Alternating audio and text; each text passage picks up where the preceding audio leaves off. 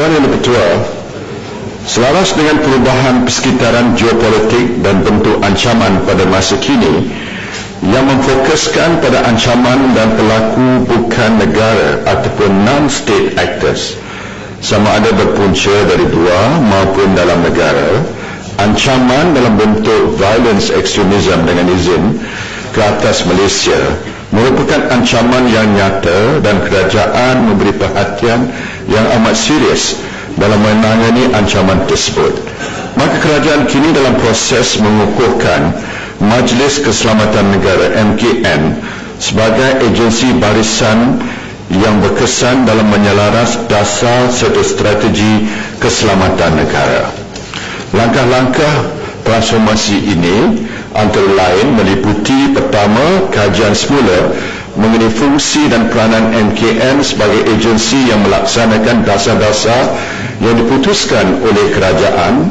Ini termasuk keperluan mewujudkan satu akta baru, iaitu Akta MKN, bagi mewujudkan MKN secara perundangan seperti mana yang dilakukan di beberapa buah negara seperti Amerika Syarikat, India, Jepun, Filipina, Thailand, United Kingdom dan sebagainya.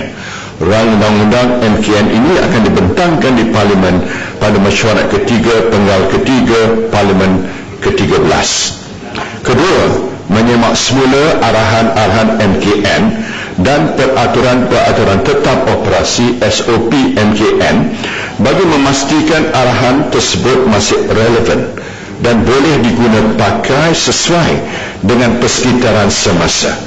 Pengukuhan mekanisme pengurusan keselamatan di peringkat negeri juga akan terus dilaksanakan menerusi aktiviti-aktiviti yang mampu mewujudkan kesiapsiagaan secara menyeluruh di peringkat akar umbi dan nasional. Ketiga, menggubal dasar keselamatan negara bagi menterjemahkan hasrat dan pendirian kerajaan berhubung pemeliharaan keselamatan serta menjamin kepentingan strategik negara khususnya menjelang tahun 2020. Dasar ini akan menjadi dasar utama yang memayungi dasar-dasar kerajaan yang lain dan akan dimurnikan bersama dengan dasar pertahanan, dasar keselamatan dalam negeri dan dasar-dasar lain yang berkaitan. Ia juga menjadi panduan kepada agensi-agensi keselamatan untuk melaksanakan fungsi dan tanggungjawab masing-masing.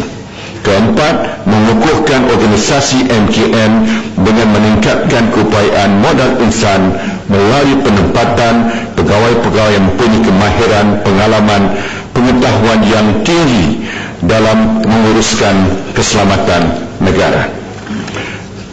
Jelasnya adalah menjadi hasrat dan harapan kerajaan agar langkah-langkah transformasi MKN dapat dilaksanakan dengan sokongan padu yang tidak berbelah bagi oleh semua pihak.